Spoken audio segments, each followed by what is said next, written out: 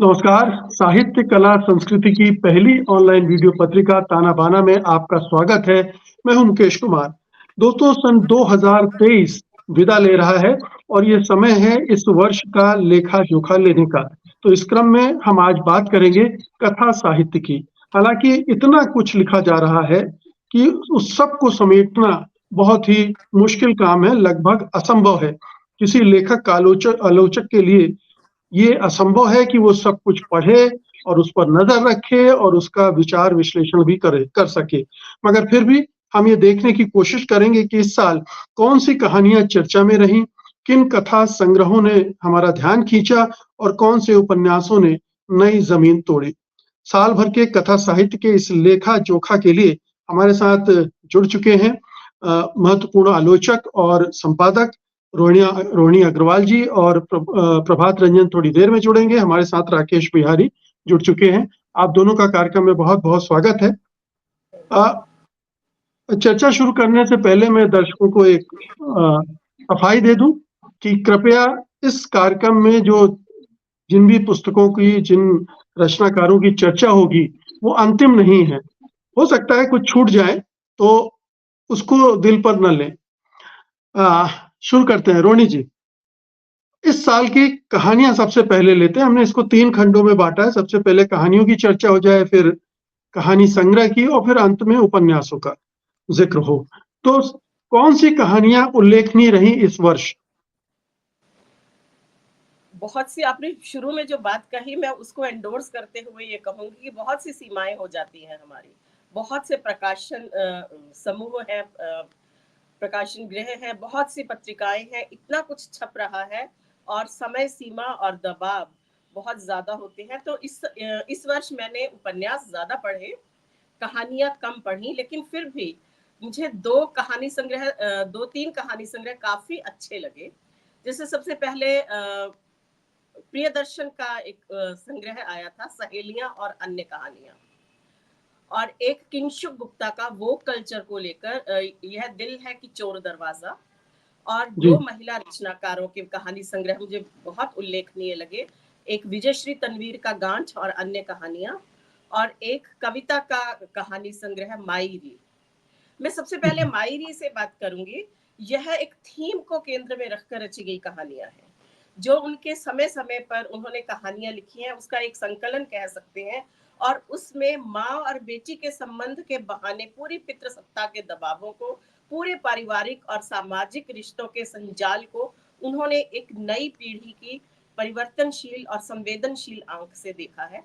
और इसमें भी मेरी पसंदीदा कहानी उलट बांसी है, और इसमें कि एक बेटी किस तरह से अपनी विधवा माँ का पुनर्विवाह करा रही है पूरे समाज और अपने भाइयों की इच्छा के विरुद्ध जाकर। यह एक लंबी छलांग है, जहां हम माँ को, एक स्त्री को, उसकी अस्मिता, उसका स्पेस, उसकी स्वायत्तता और उसका भविष्य देते ही नहीं है, बल्कि इस अधिकार पर मोहर लगाते हैं कि हाँ, समाज को अब अपनी किलेबंदियों में से, जो छल प्रपंच की किलेबंदियां स्त्री को घेरती हैं, उससे मुक्त होकर स्त्री को मनुष्य का दर्जा देना होगा।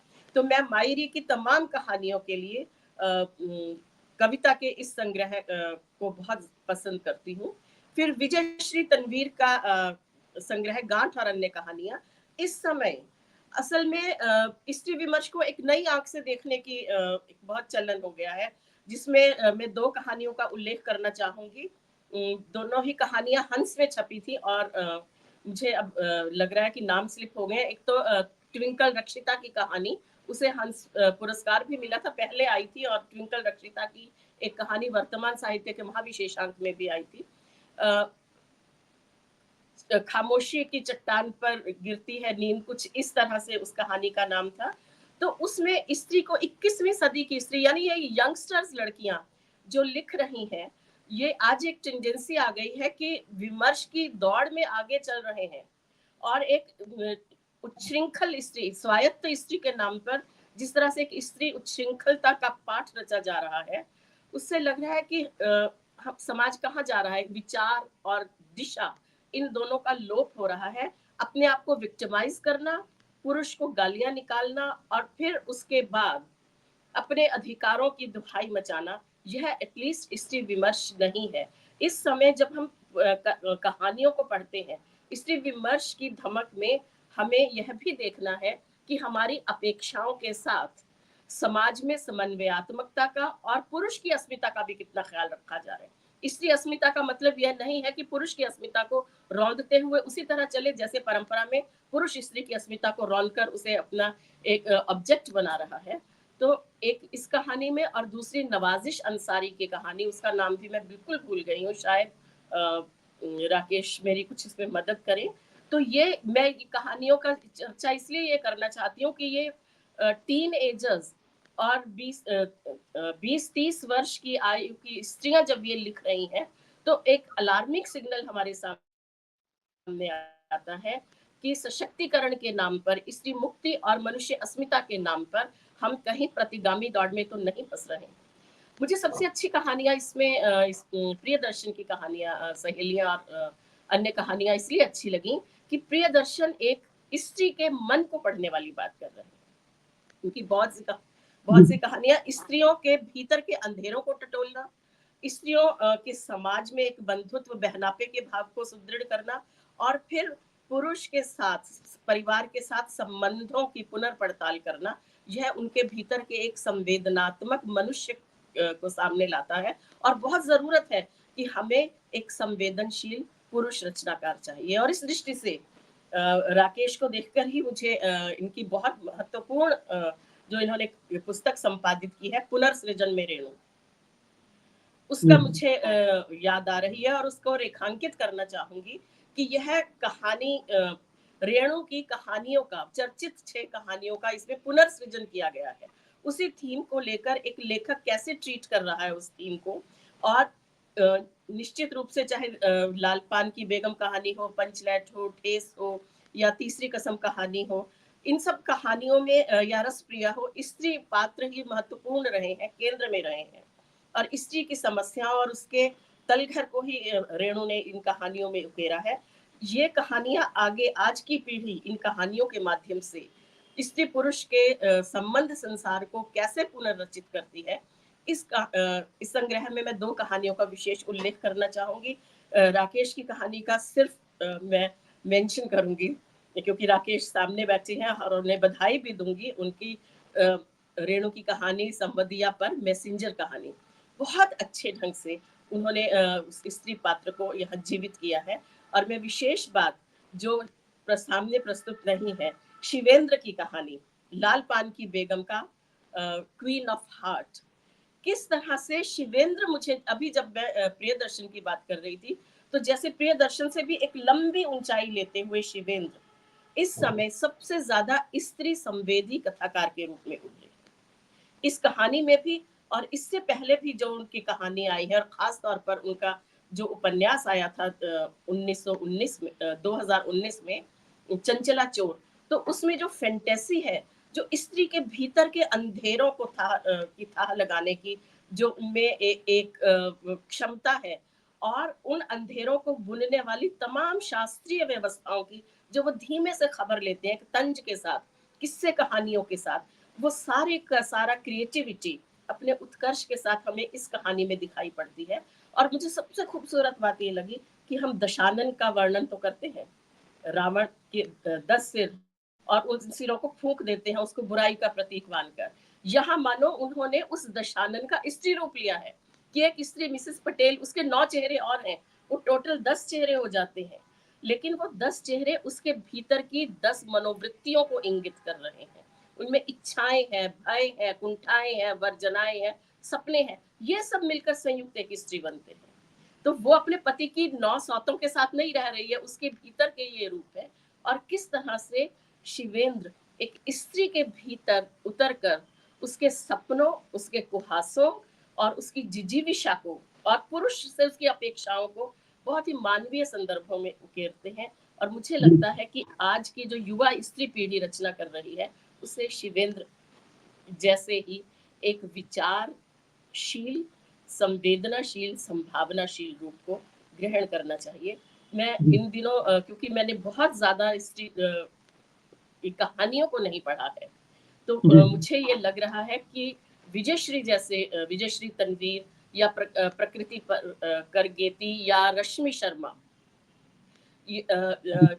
प्रीति प्रकाश, ये कुछ ऐसे नाम हैं जो स्त्री विमर्श को एक पुख्ता रूप देते हैं। और इस समय किंशुक की कहानियां जैसे थर्ड जेंडर को लेकर लिखी गई हैं।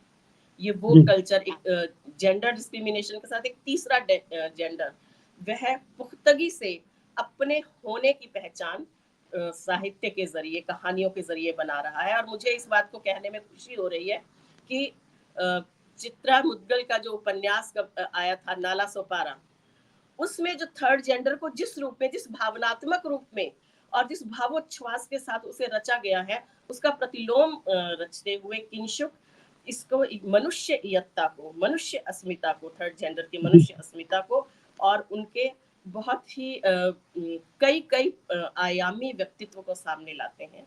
तो इसको पढ़ना भी एक बहुत आस्वाद की बात। बिल्कुल। तो राकेश जी, अब जो हम पहले 2 खंडों की बात कर रहे थे वो गड्ढमड्ढ हो गए, वो मिल गए, कहानियां और कथा संग्रह। मुझे लगता है किसी को आप भी आगे बढ़ाएं, कहानियों का भी उल्लेख करें और कथा संग्रहों का भी। मैं पहले कहानियों की बात करना चाहता हूं, क्योंकि मैं हमेशा मानता हूं कि जो कहानी संग्रह आते हैं, दरअसल वो पिछले कुछ वर्षों में छपी गई कहानियों का संग्रह होता है। एक बतौर संग्रह उनकी भूमिका महत्वपूर्ण है, उस पर बात होनी चाहिए।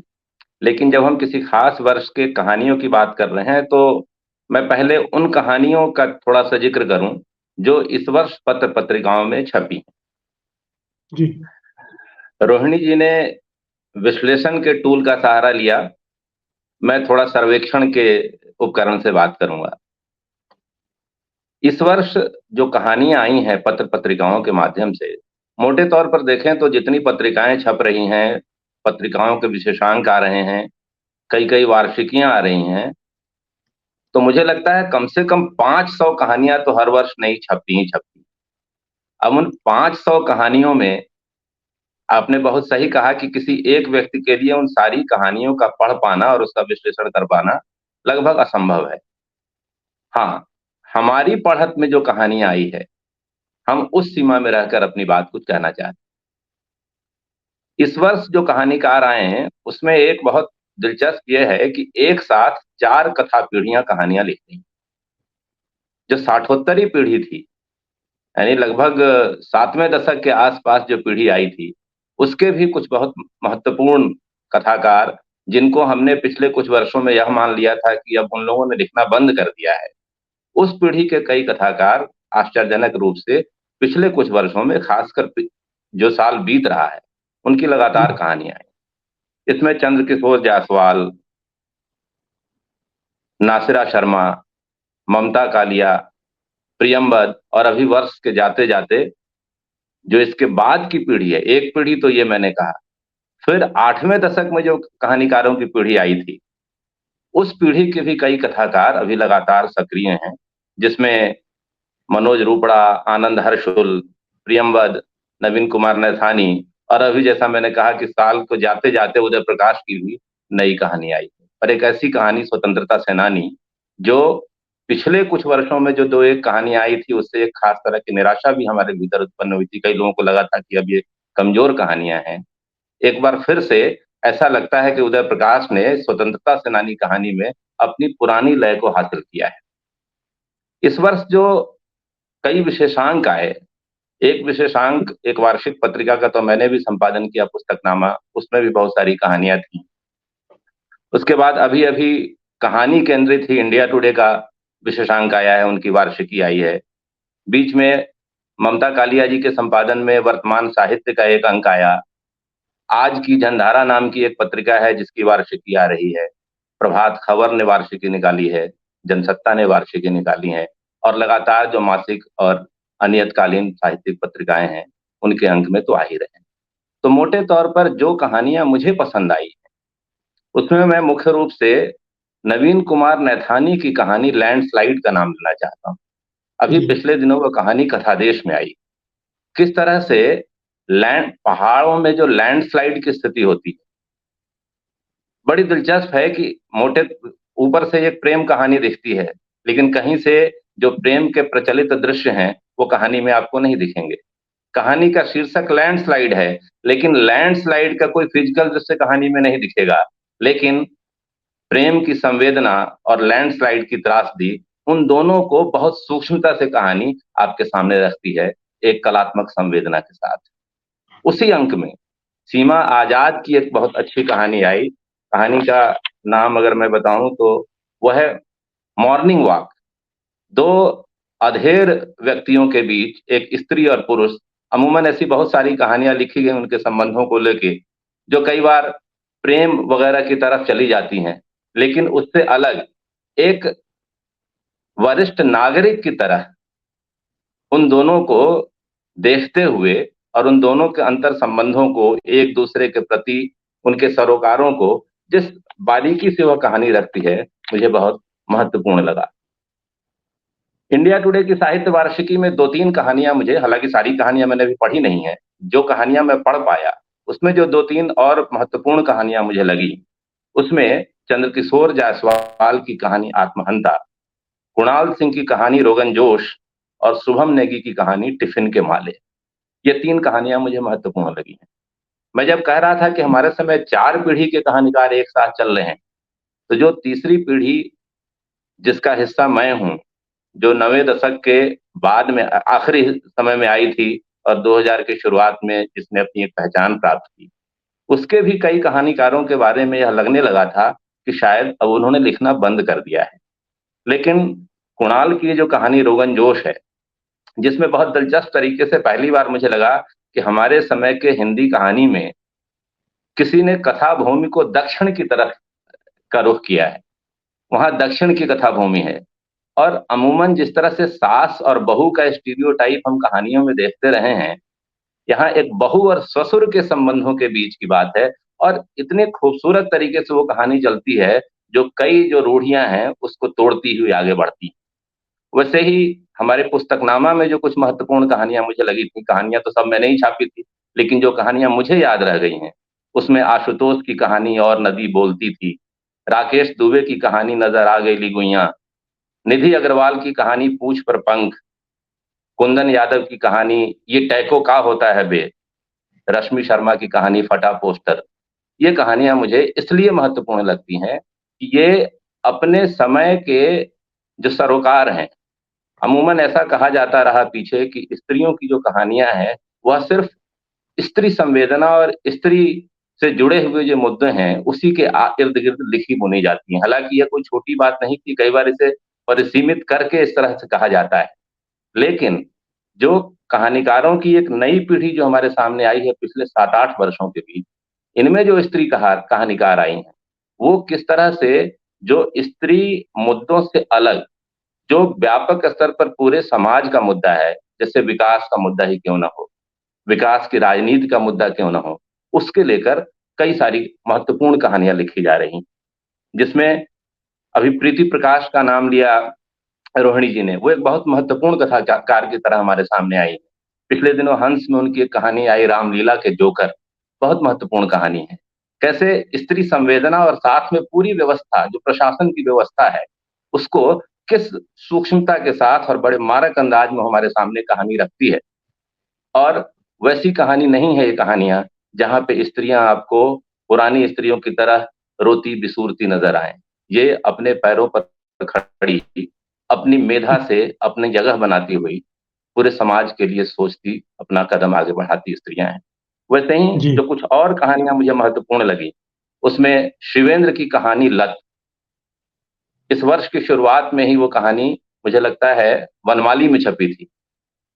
पिछले वर्ष कथादेश का एक अंक आया है, उनका एक बहुत महत्वपूर्ण कार्यक्रम होता है कथा समीक्षा, जिसमें बिल्कुल नए कथाकारों की कहानियां चुनी जाती हैं और उस पे विस्तार से चर्चा होती है और फिर वो कहानियां उस चर्चा के साथ प्रकाशित होती हैं।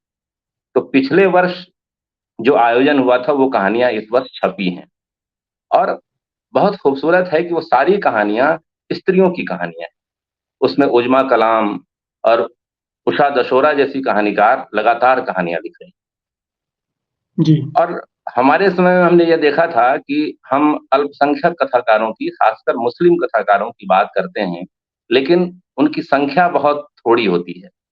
अभी जो पिछले दिनों जो पीढ़ी आई है, उसमें कई ऐसे कथाकार, जैसे मैंने उज़्मा कलाम का नाम लिया, वैसे ही एक तसनीफ हैदर हैं, जिनकी कहानी ध्यान संभवतः पहली कहानी उनकी अभी बनमाली में आई है, जो बहुत महत्वपूर्ण कहानी है, और कैसे वो मतलब दिल्ली की पृष्ठभूमि में और दिल्ली की पृष्ठभूमि में अफवाहबाजों को ध्यान में रखकर आज आप देख रहे हैं किस तरह से अफवाहबाजी हमारे समय का एक बड़ा हिस्सा हो गया है। उसके माध्यम से वो कहानी कैसे अपने समय की चीजों पे एक नजर रखती है, वो बहुत महत्वपूर्ण है। जी वैसे ही आनंद हर्षुल की एक कहानी पिछले दिनों कथादेश में ही आई है, गंध। हाँ, एक बहुत महत्वपूर्ण कथाकार मुझे लगता है, बहुत कम उम्र, 16 वर्ष की उम्र की एक कथाकार है, शायद 15 वर्ष की क्यों ना हो, काव्या कटारे। और आपको जान के आश्चर्य होगा कि इनका एक संग्रह प्रकाशित हो चुका हुआ है, दूसरा संग्रह लगभग तैयार है। मैं जो कथा समीक्षा की बात कर रहा था, उस कथा समीक्षा कार्यक्रम में उनकी भी एक कहानी थी जो कथादेश में इस वर्ष छपी है, ऐसा अंत। वो कई बार पढ़ते हुए आपको आश्चर्य होता है कि 15 वर्ष की एक बच्ची कैसे इस पूरी व्यवस्था को, जो हमारी पूरी इयत्ता है एक मनुष्य के रूप में, और विज्ञान और तकनीकी किस तरह का हस्तक्षेप करती है और वो किस तरह और कहाँ हमें ले जाके रख सकती है, उसको एक फैंटेसी के माध्यम से सृजने की कोशिश की है। लेकिन जब आप पूरी कहानी पढ़ जाते हैं, तब यह एहसास होता है कि शुरुआत में जो लग रहा था कि एक 15-16 साल की बच्ची कैसे लिख सकती है, आप इस निष्कर्ष पे पहुंचेंगे, इसे 15-16 साल की बच्ची ही लिख सकती थी, इस कल्पनाशील कहानी को। और जी मुझे लगता है कि उसका होना एक बहुत बड़ी घटना और उपलब्धि है हिंदी कहानी के लिए, और मैं उम्मीद करता हूँ कि वो आगे भी इसी तरह लिखती रहेंगी। जी मोहम्मद आरिफ की कहानी कुत्ता बिल्ली पिछले दिनों छपी है पत्थर में। तो ये कुछ ऐसी कहानियां हैं 15-20, जो मेरी पढ़त में हमारे समय की महत्वपूर्ण कहानियां मुझे लगती हैं। जी और और थोड़ा इसमें सा आगे बढ़। जी जी बताइए। जी, जी और जो मैं कह रहा था कि जो 2-3 चीजें अगर इसमें एक किसी प्रवृत्ति की तरह कहें या फिर जो मुख्य लक्षण की तरह कहें, तो वही कि वरिष्ठ कथाकारों की सक्रियता। अभी रोहिणी जी ने पुनर्लेखन की बात की। इस पर आते हैं राकेश जी, थोड़ा सा और इस पर बात कर लें।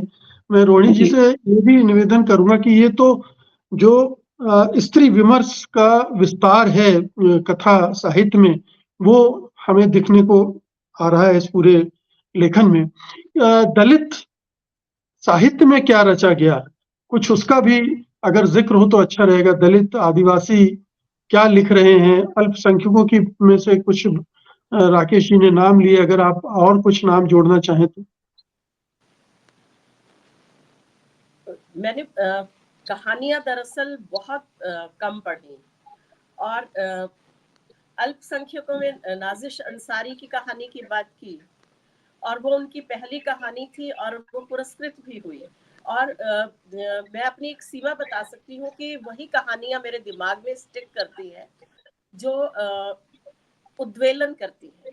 और जी मैं यहाँ परिगणन शैली, मुझे लगा कि मुझे नहीं उनके नाम गिनाने चाहिए कि क्या क्या हुई मेरे भीतर। एक पाठक को किन कहानियों ने आंदोलित किया, और वो आंदोलन दो तरह से भी हो सकता है कि आपको एक ऊंचाई दी, या आपके भीतर बहुत सी कुलबुलाहट पैदा की कि ये कहानी क्यों रसातल में जा रही है। इसका ग्राफ ऊपर जाने की बजाय, पाठक की मेधा को ऊपर ले जाने की बजाय, क्यों यह विकास परंपरा को छोड़कर यह नीचे रफ्तीली ढलानों पर लुढ़क रही है।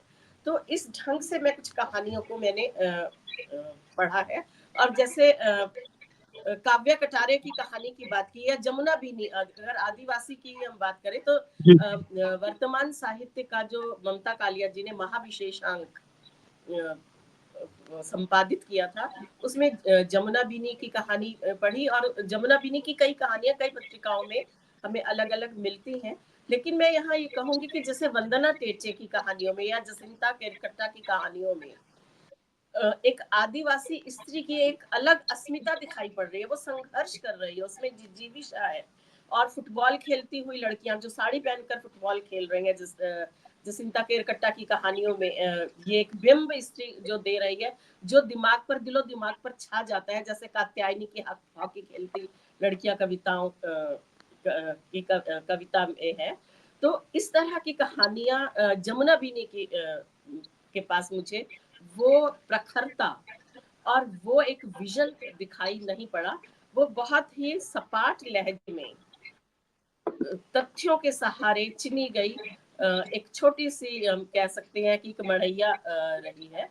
लेकिन एक यंग लड़की यदि अपने तमाम कच्चेपन के साथ भी आती है तो उसमें हमें एक सौंधी महक हमें दिखाई पड़ती है, क्योंकि वह उम्र के साथ, अनुभव के साथ और अपने विजन के गहराने के साथ वह उसको पकड़ सकती है, क्योंकि उसके भीतर संभावनाएं हैं और संवेदनाएं हैं। काव्या कटारे में भी मुझे यही बात लगती है कि राकेश ने बिल्कुल ठीक कहा कि काव्या कटारे ही वो लिख सकती है।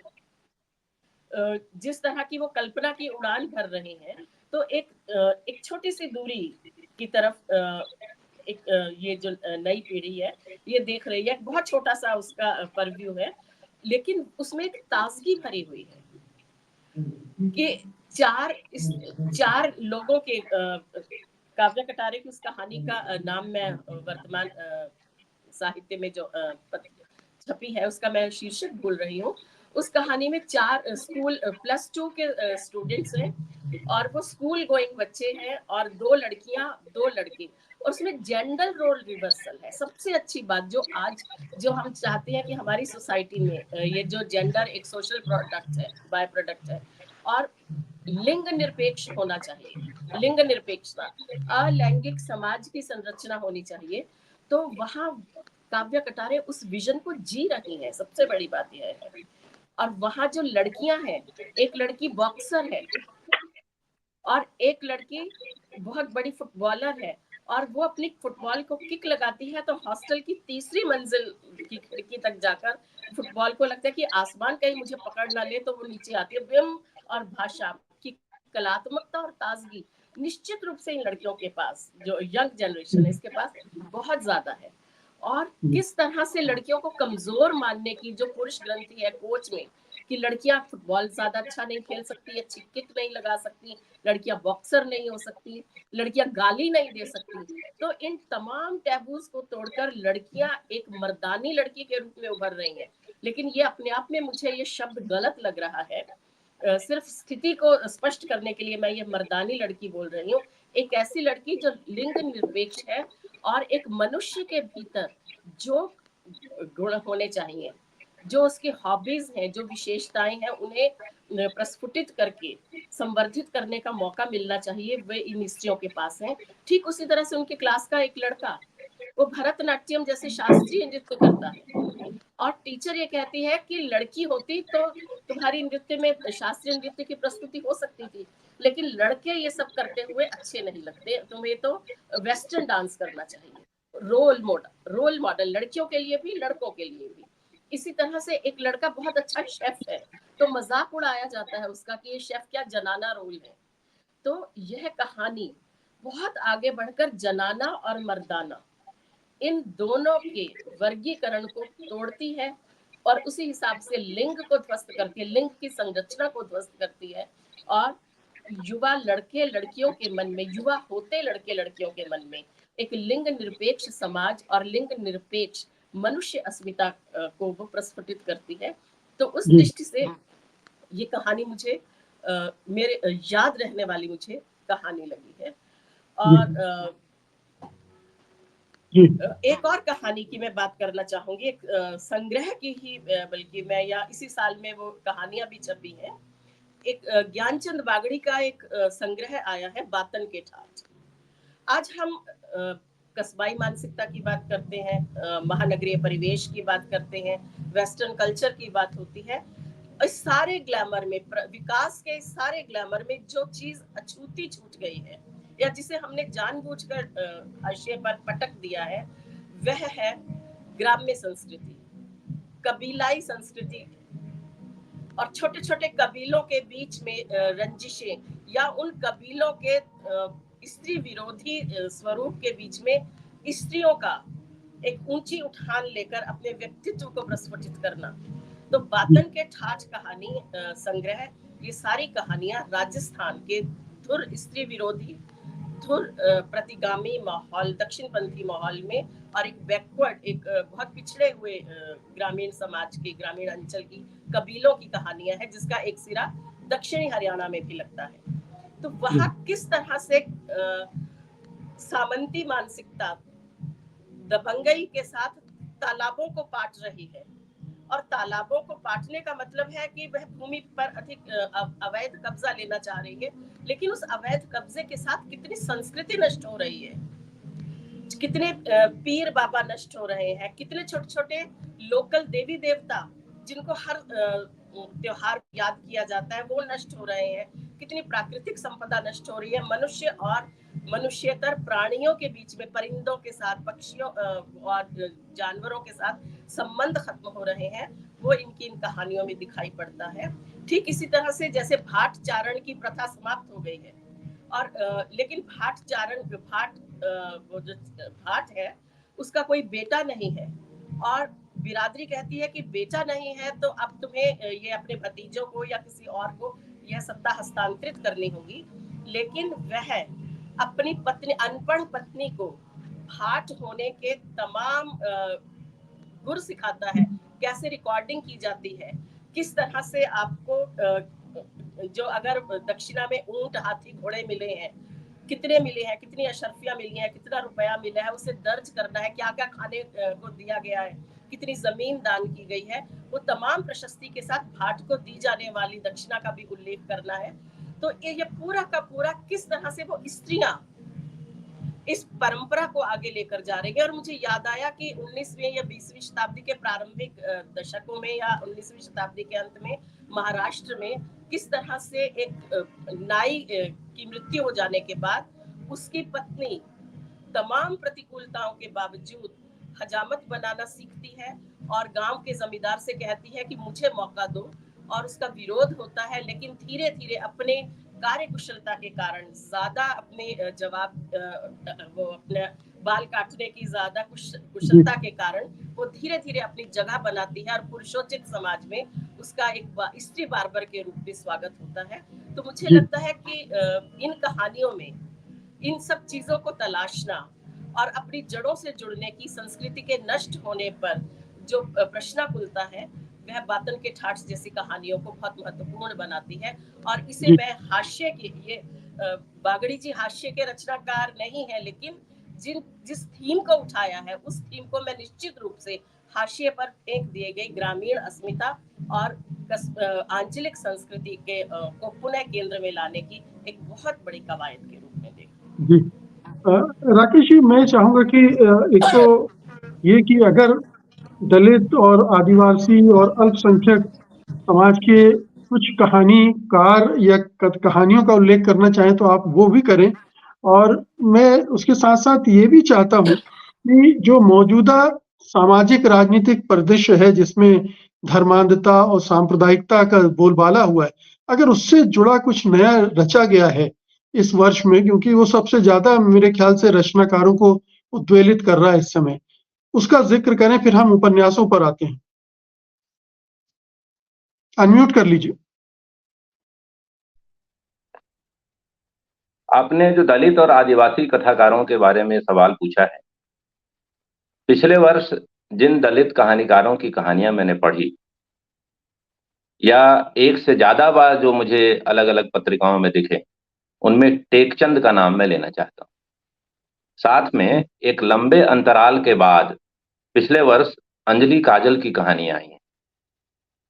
पार्वती तिर्की की कविताएं लोगों ने पढ़ी हैं, अभी हाल में उनकी कहानियां भी छपी, और मुझे लगता है इंडिया टुडे की साहित्य वार्षिकी में ही पार्वती तिर्की की कविता छपी है, सॉरी कहानी छपी है। जयप्रकाश करदम की एक कहानी, मुझे शीर्षक याद नहीं है, हंस में पिछले दिनों आई थी। और कुल मिलाकर ये जो कहानियां हैं, खासकर टेकचंद की कहानी के लिए मैं कहूंगा, वो हंस के जो 75 वर्षों के बाद का जो आयोजन था, उसमें वो कहानी आई। हो सकता है शायद ये कहानी 2022 के आखिर में हो, लेकिन किस तरह से 75 वर्ष की आजादी जीने के बाद हम जिस समाज में आज खड़े हैं, जिस सामाजिक और राजनीतिक व्यवस्था का गवाह है, वहां पे एक दलित समुदाय का जो व्यक्ति है, वह अपनी अस्मिता और यत्ता के लिए किस तरह के संघर्ष आज भी कर रहा है, और उन संघर्षों के बीच वह अपने लिए किस तरह से नए रास्ते बना रहा है, उसके तरफ टेकचंद की कहानियां बार बार इशारा करती हैं। एक जो दूसरी महत्वपूर्ण बात मुझे लगी इस वर्ष, बार बार यह शिकायत की जाती है या कहा जाता है कि पीछे खास करके नई कहानी के समय कहानीकारों ने आलोचना लिखी थी। आज के कहानीकार आलोचना क्यों नहीं लिखते? हालांकि संयोग ऐसा है कि अभी मैं और रोहिणी जी दोनों बैठे हैं, हम दोनों ने कहानियां लिखी हैं और भी कई लोग लिख रहे हैं, लेकिन पिछले कुछ वर्षों में, खासकर पिछले वर्ष, वैभव सिंह और विनोद शाही, इन दोनों कथाकारों की, दो जो आलोचक के रूप में पहचाने गए पहले से, इन दोनों ने लगातार कहानियों के माध्यम से अपनी उपस्थिति दर्ज कराई है। मुझे लगता है यह भी एक महत्वपूर्ण बात है जिसे रेखांकित किया जाना चाहिए। अब मैं थोड़ा कहानी संग्रहों की बात करना चाहता हूं। अमूमन दो तरह के कहानी संग्रह आते हैं।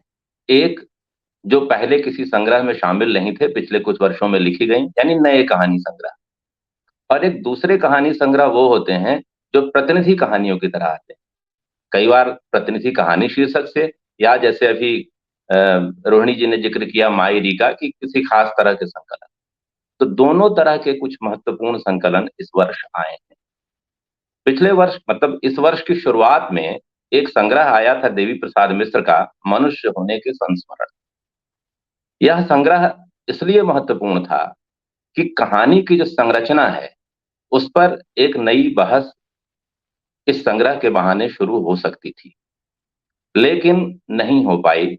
मैं अपने आप को भी उसमें शामिल करता हूं कि आलोचकों ने तो उस संग्रह पर उस तरह से बात नहीं ही की, और जो चीजें, जो समीक्षाएं उसकी प्रकाशित भी हुई, या तो वो प्रशंसा और चाटुकारिता में लिखी गई थी, या फिर येन केन प्रकारेण उस संग्रह के पक्ष में कुछ तर्क जुटाए गए थे। क्या ही अच्छा होता कि इतनी कहानियां छप रही हैं पूरे साल, 500-600 में बोल रहा हूं कहानियां छपती हैं, लेकिन कहानी पर बहसें खत्म हो गई है।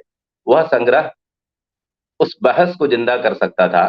मुझे लगता है पिछले वर्ष न भी हुआ तो शायद अगले वर्ष इसका संज्ञान लिया जाना चाहिए। नासिरा शर्मा का संग्रह आया सुनहरी उंगलियां। यह संग्रह उन्होंने मेहनत कशों के नाम समर्पित किया है।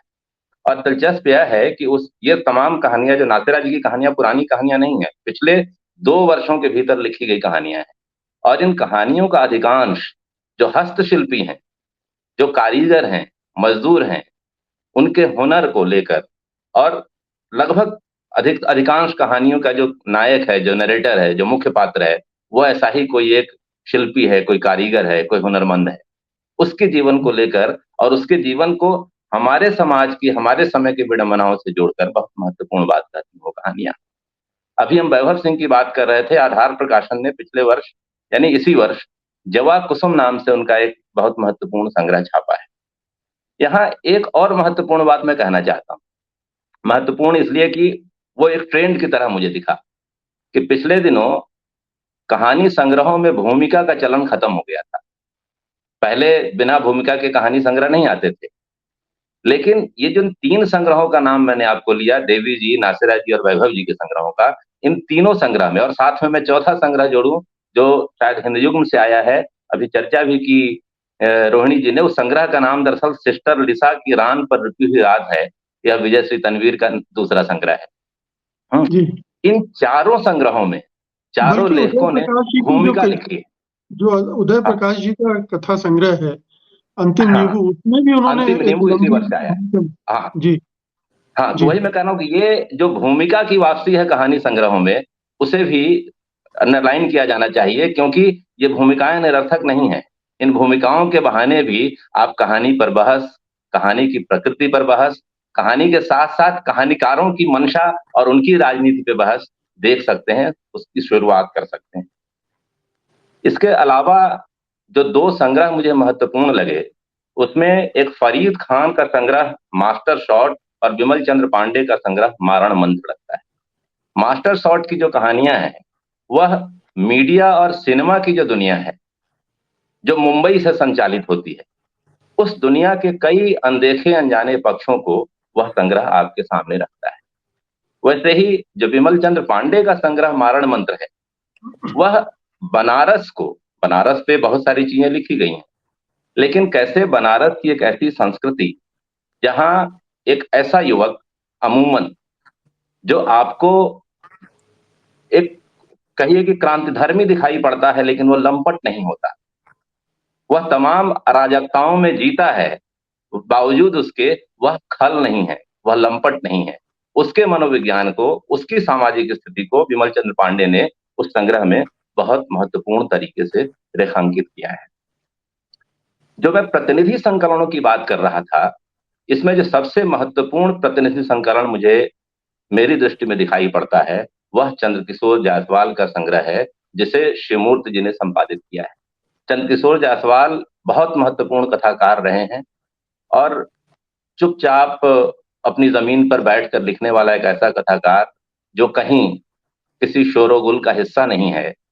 और आप शायद जानते हो कि उनकी एक कहानी कभी धर्मवीर भारती ने छापी थी, नकबेसर कागा ले भागा, और एक ऐसी कहानी जिसके बारे में कुछ अंकों के बाद धर्मवीर भारती जैसे संपादक को यह लिखना पड़ा संपादकीय में कि कृपया इस कहानी पर अब और पत्र न भेजें।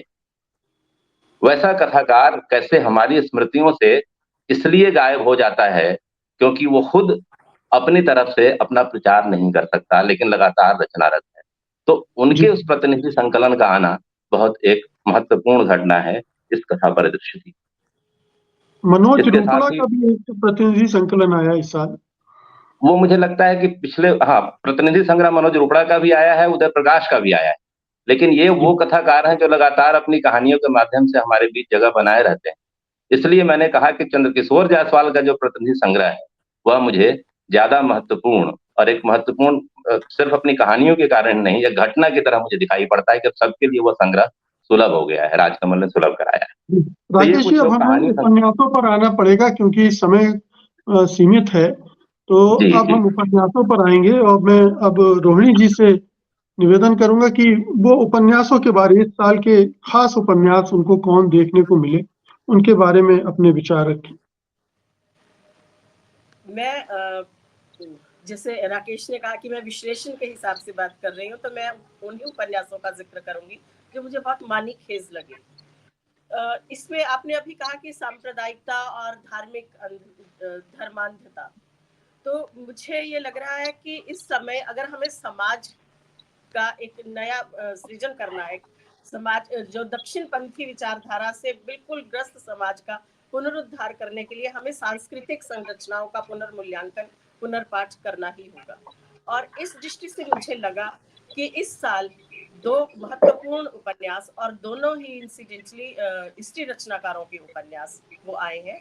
सबसे महत्वपूर्ण उपन्यास मुझे लगता है सिनीवाली शर्मा का हेती, सुकन्या, अकथ कथा।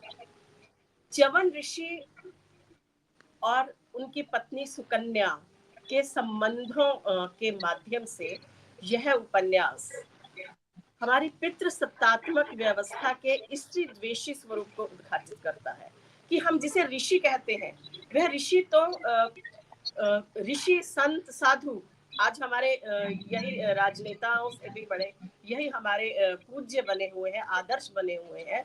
तो इस उपन्यास में हमें वो दुर्वासा ऋषि और परशुराम जैसे ऋषियों की एक पूरी परंपरा दिखाई पड़ती है, जो सिर्फ और सिर्फ आत्मरतिग्रस्त है, आत्ममुग्ध है, घनघोर अहंकारी है और अपनी सुख सुविधाओं के लिए स्त्री और दलितों को बलि बनाने में वो कोई संकोच नहीं करते।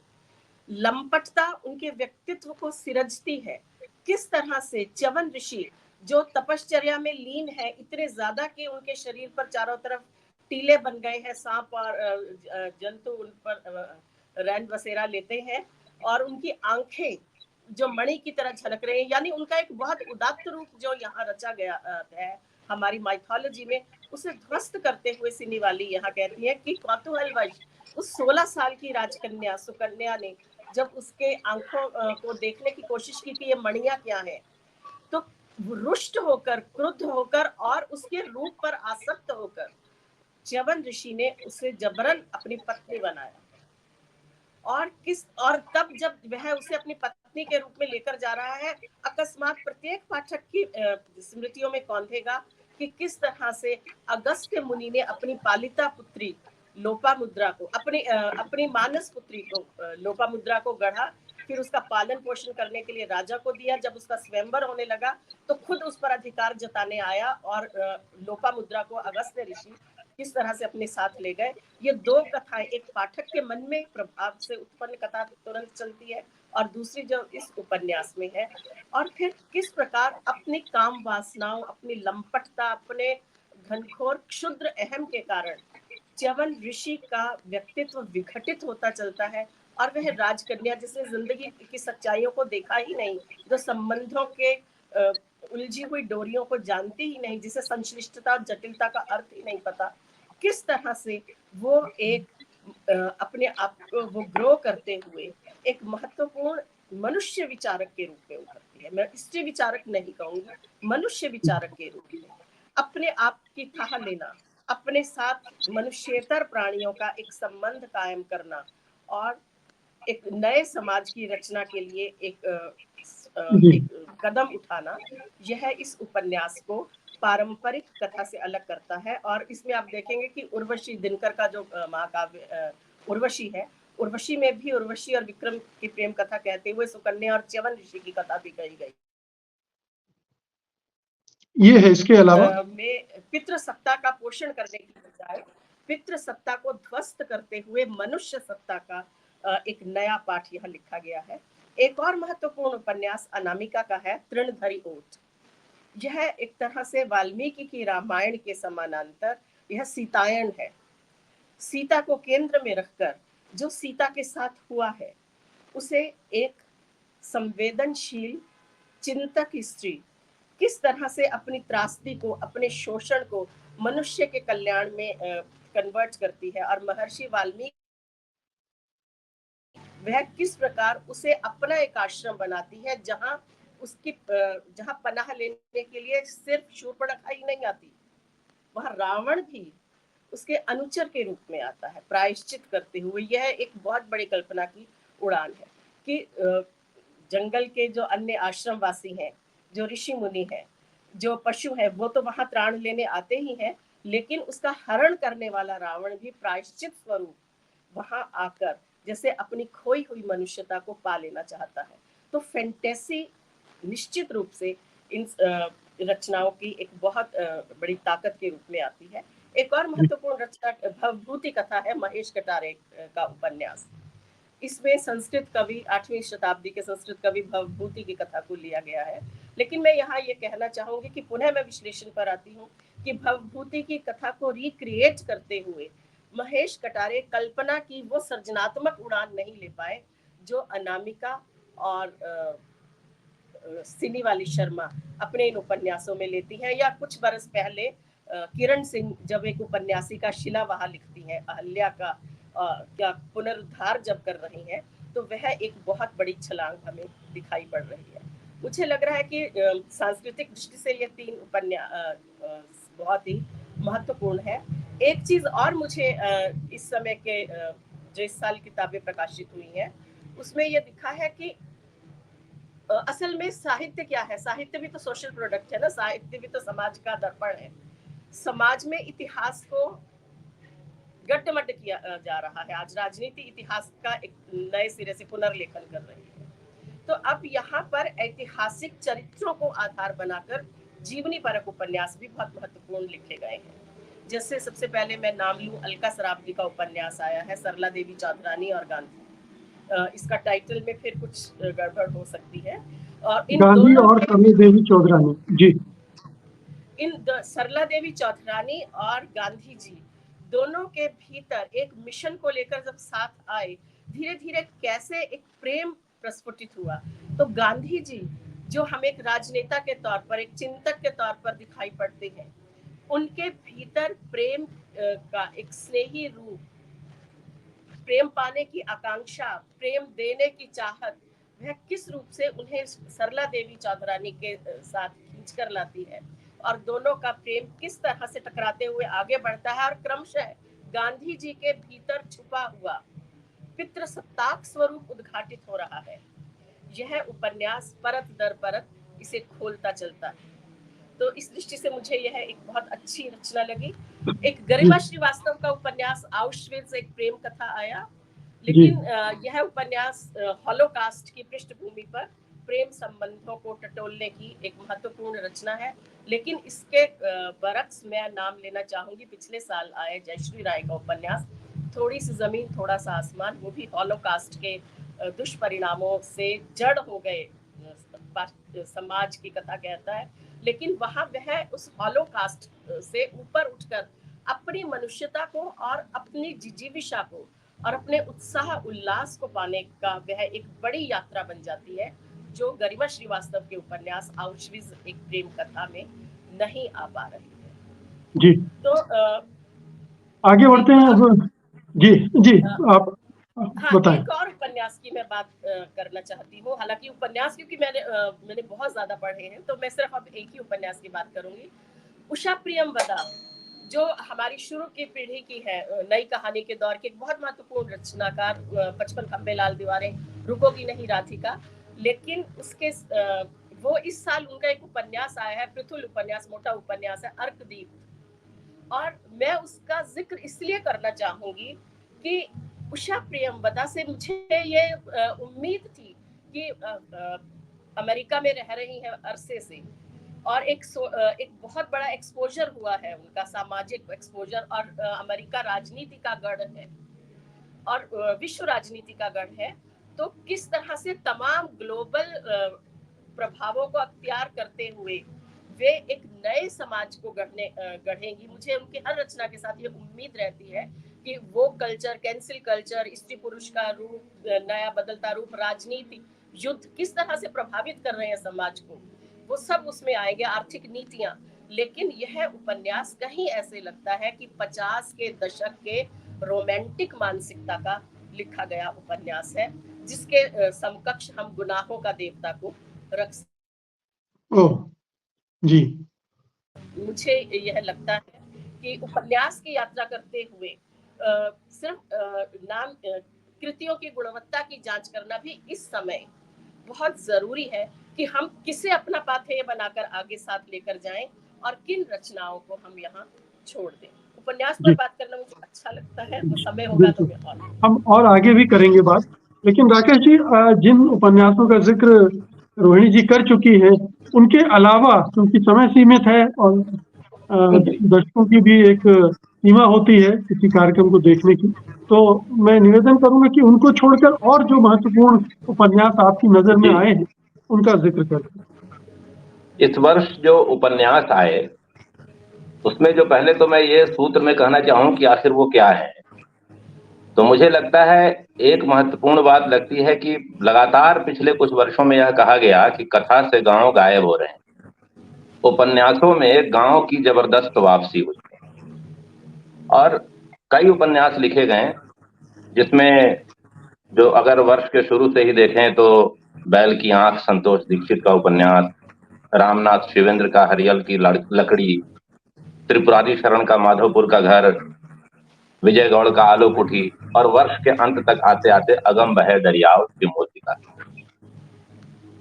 गांव की वापसी इन तमाम उपन्यासों में देखें, लेकिन अगम बहे दरियाव, मैं भी इसको पढ़ने के क्रम में हूं, पूरी किताब अभी समाप्त नहीं हुई है, लेकिन लगभग आधी किताब तक आते हुए जो मैंने महसूस किया कि जो पिछले 2-3 दशक का जो गांव है और गांव में जिस तरह के बदलाव हैं, खास करके ऐसे भी कहें कि प्रेमचंदोत्तर गांव जो है वो आज किस तरह से हमारे सामने खड़े हैं, वो अपनी संपूर्णता में अपने पूरे वैभव के साथ इस उपन्यास में उपस्थित है। और जो इसकी सबसे खूबसूरत बात मुझे लगती है कि इसकी पठनीयता। पिछले कुछ वर्षों में ऐसे उपन्यास भी आए जो इतिहास और शोध और साथ में प्रयोग, इन तीनों के दबाव में उनकी पठनीयता जो है वह लगातार क्षतिग्रस्त होती रही। अभी मैं उस पर ज्यादा चर्चा नहीं करूंगा, लेकिन 2 ऐसे उपन्यास, एक का जिक्र अभी रोहिणी जी ने भी किया, आउशविट्ज़, और एक आलो कुठी विजय गौड़ का उपन्यास है। विजय गौड़ का जो यह उपन्यास है वह बंगाल विभाजन के बाद, है ना, बांग्लादेश से जो कुछ दलित शरणार्थी भारत में आए, जिन्हें हमने अपने यहाँ भी ठीक से जगह नहीं दिया, बावजूद इसके कि हमारे यहाँ एक वामपंथी सरकार थी, उन लोगों ने अपने लिए खुद एक जगह बनाई, अपनी पूरी व्यवस्था तैयार की जिसे आलो कुठी कहा गया, उन्हें वहां से भी निर्वासित होने को मजबूर किया गया, उसकी पूरी कथा को बहुत मार्मिकता से कहती है। लेकिन यह जो शोध और इतिहास का दबाव, एक ऐसा दबाव जो आपके ऐतिहासिक संदर्भों को कथा में परिणत नहीं होने देता, उसके कारण ये दोनों उपन्यास, चाहे वो आउशविट्ज़ हो या आलो कुठी, एक बड़ा उपन्यास होते होते रह जाते हैं। तो एक कैटेगरी ऐसे उपन्यासों की भी इस बार मुझे दिखाई दी। तो इसके अतिरिक्त कुछ महत्वपूर्ण उपन्यास आए। एक राठौर विचित्र मणि सिंह पत्रकार हैं, उनका पहला उपन्यास आया प्यार में शाहीन बाग। हमने देखा है कि हमारी तात्कालिकताओं में कई बार कुछ ऐसी बहुत महत्वपूर्ण चीजें घटित होती हैं, तब हमें लगती होती है कि बहुत बड़ी चीज है, लेकिन बहुत जल्दी वो हमारी स्मृति से बाहर हो जाता है। शाहीन बाग का जो पूरा आंदोलन है, कई बार मुझे लगता है शायद इसी का शिकार है। लेकिन विचित्रमणि ने जिस अंतरंगता के साथ और साथ ही एक खास तरह का कहिए कि निस्संगता भी, तो एक निस्संग अंतरंगता के साथ उस पूरे शाहीन बाग के पृष्ठभूमि में एक प्रेम कहानी लिखी है इस उपन्यास में, वह बहुत महत्वपूर्ण है, उसे पढ़ा जाना चाहिए। चंद्रकिशोर जायसवाल का एक उपन्यास आया है दुख ग्राम। जो अपंग बच्चे होते हैं, विकलांग बच्चे जो शायद अवांछित भी हैं, उनका दुख बहुत ही प्रभावशाली तरीके से, और उस दुख के बरक्स एक सुख ग्राम की कल्पना। उपन्यास का नाम दुख ग्राम है, लेकिन उस दुख ग्राम के समानांतर एक सुख ग्राम की परिकल्पना, वो भी एक दादा और पोते के रिश्ते के माध्यम से इस उपन्यास में जो आया है, वह बहुत महत्वपूर्ण है।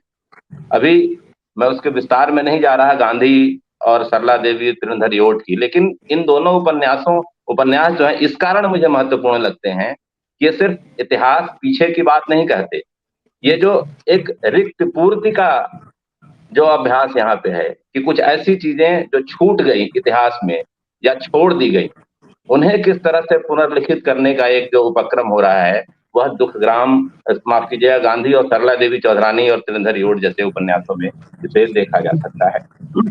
पिछले वर्ष आपने अभी शरणार्थी का जिक्र किया तो मुझे लगा कि मैं यहाँ निर्मला भराड़िया के उपन्यास का भी जिक्र करूं। हाँ, जहर खुरानी, जिसमें वो सिंधियों के जो बंटवारे के बाद आते हैं और उनके साथ क्या ट्रीटमेंट किया गया, खासतौर से हिंदुओं द्वारा उनके साथ क्या व्यवहार किया गया, वो बड़ा दिलचस्प है। और उसमें दलितों के साथ पाकिस्तान में क्या ट्रीटमेंट था और दलितों को पाकिस्तानी जो भी वहां थे वो क्यों रखना चाहते थे और बाकी हिंदुओं को क्यों भेजना चाहते थे, ये भी एक बड़ी दिलचस्प कहानी। जी, यहाँ पे दो और उपन्यासों का मैं जिक्र करूं।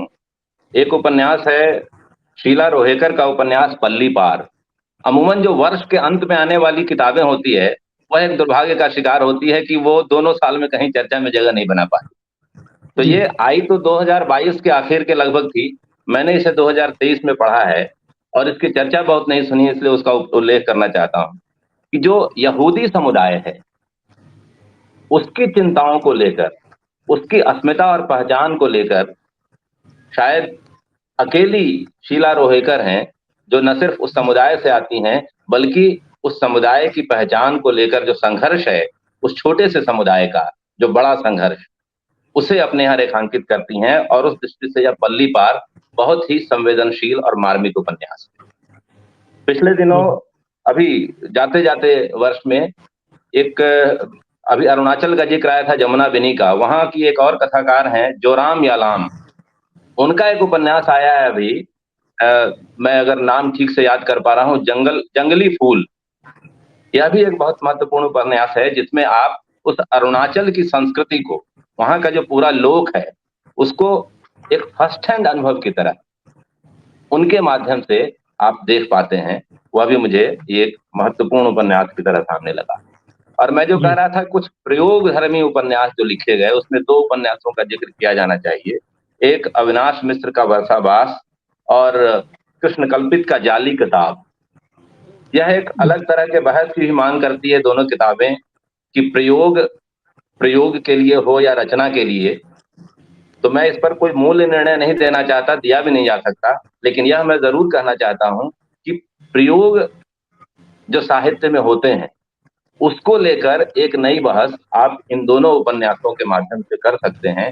उसलिए भी इन दोनों उपन्यासों को पढ़ा जाना चाहिए। तो ये कुछ वो उपन्यास हैं जो मुझे लगातार मतलब थोड़ा कई बार कहिए कि डिस्टर्ब भी जिनने किया और मेरी पढ़त में आए और मुझे महत्वपूर्ण लगे, अलग अलग कारणों से उन्हें मैं रेखांकित करना चाहता हूँ। जी, मैं समझता हूँ कि 1 घंटे की चर्चा के बावजूद बहुत सारी चीजें छूट गई होंगी, लेकिन हम इस या उस बहाने उनको और टटोलते रहेंगे आने वाले संस्करणों में ताना-बाना के। लेकिन आज आपने वक़्त निकाला, आप दोनों मेहमानों ने आप दोनों का बहुत-बहुत शुक्रिया। धन्यवाद। धन्यवाद, बहुत धन्यवाद।